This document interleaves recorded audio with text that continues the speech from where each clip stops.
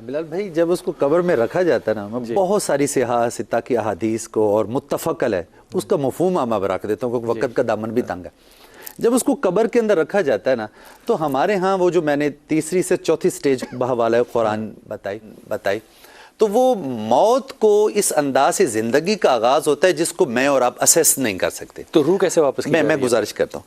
ایک تو ہمارا پرابلم یہ ہے کہ جب ہم زندگی کی قبر کی بات کرتے ہیں تو ہمارے اس والی زندگی کو اس پر ہم منطبق کرنے کی کوشش کرتے ہیں، اس کے ساتھ سمجھنا چاہتے ہیں کہ ایسی جس طرح ہم ماں کے پیٹ میں رہے، حالانکہ وہ بھی زندگی ہے، وہاں پہ بھی خوراک کا بندوبست ہے، وہاں بھی سانس ہے، لیکن وہ زندگی اور یہ زندگی مختلف ہے. وہ بھی زندگی ہے، یہ بھی زندگی، اس زندگی کا شعور اور ادراک نہیں ہے. اب میں اس کے اندر آپ کو بہت ساری احادیث کا خلاصہ رکھنے اس کو اٹھا کے بٹھایا جاتا ہے، اسی لیے قبر کو اتنا گہرا رکھا جاتا ہے.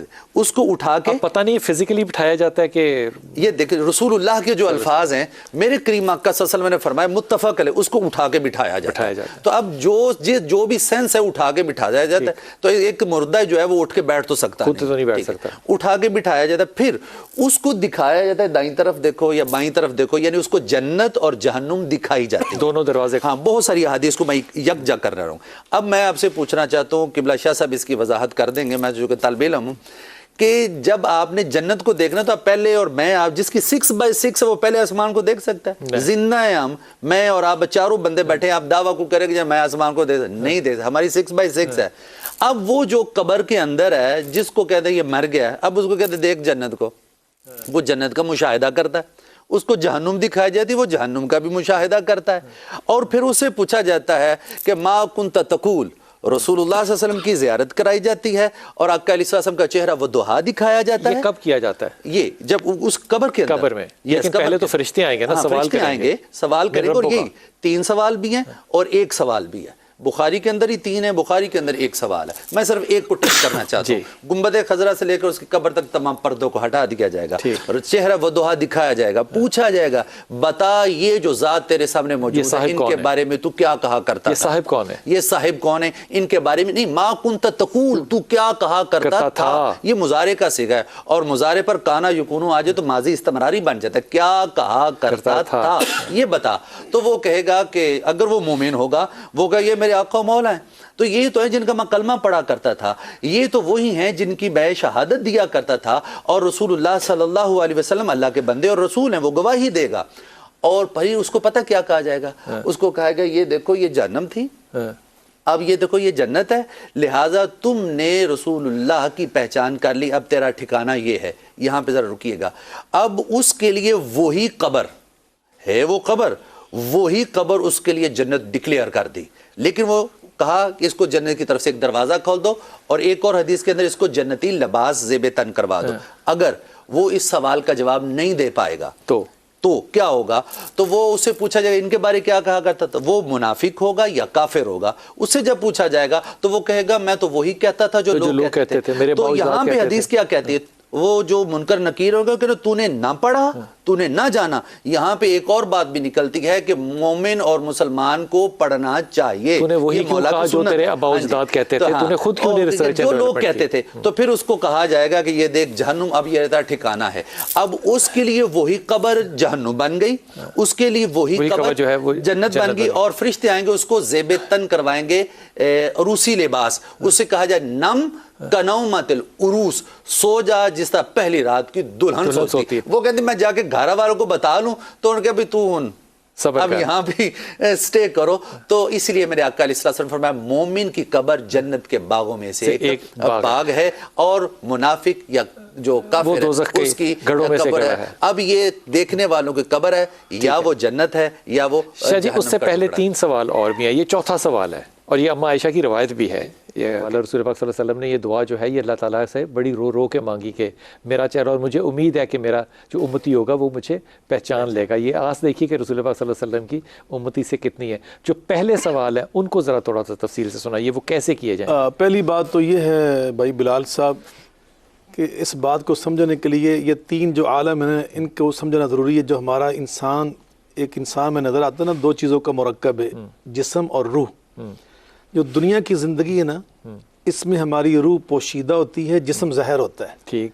جو احکام اور مسائل ہیں وہ منضبط ہوتے ہیں، منطبق ہوتے ہیں انسان کے جسم کے اوپر. سزا ہوتی ہے، کوئی انعام ملتا ہے، تو اس کا تعلق ہمارے جسم کے ساتھ.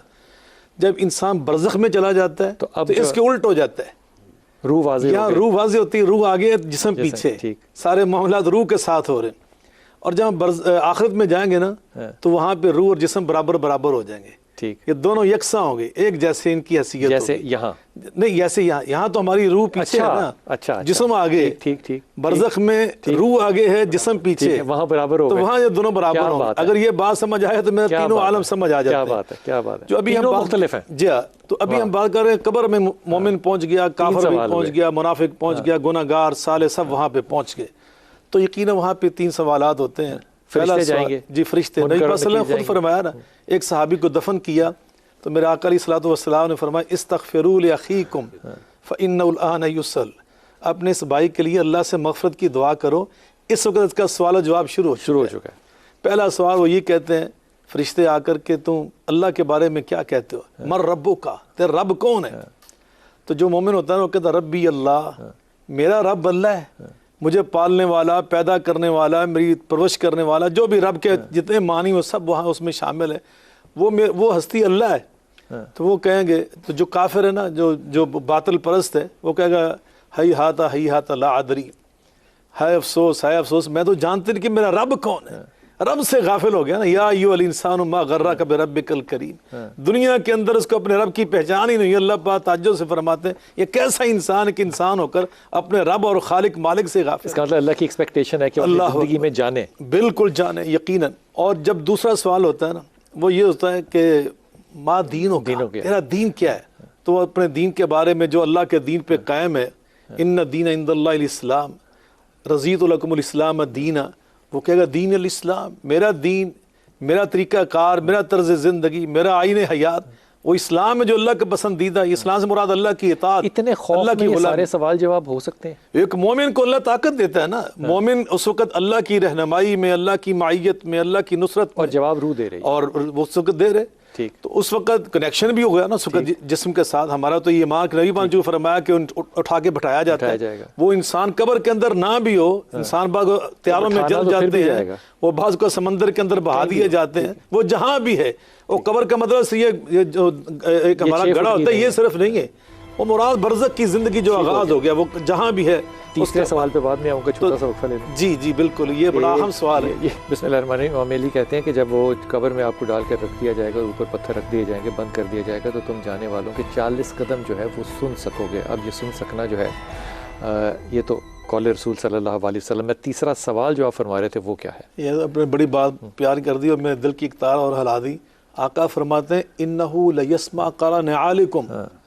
وہ جو قبر کے اندر ہے نا، وہ تمہارے قدموں کی آہٹ کو سن رہا ہے. اللہ اکبر. وہ جو تیسرا اہم سوال ہے، ماذا تقول فی ھذا الرجل. ڈاکٹر صاحب بڑا وہ نقشہ کھینچ رہے تھے. حضرت علامہ صاحب نے بہت پیاری باتیں ارشاد فرمائیں کہ اس ہستی کے بارے میں تم کیا کہتے ہو. سبحان اللہ. نبی پاک صلی اللہ علیہ وسلم کا دیدار، آپ کی زیارت اس ہستی کو دکھایا جائے گا. یقیناً ماذا تقول فی ھذا الرجل. اب وہ کس طرح دکھایا جائے گا یہ ہمیں نہیں پتا. وہ تو اب اللہ کے علم میں ہے نا کہ وہ طریقہ کار کیا ہوگا. جو نبی پاک صلی اللہ علیہ وسلم کی شان ہوگا نا وہی ہوگا.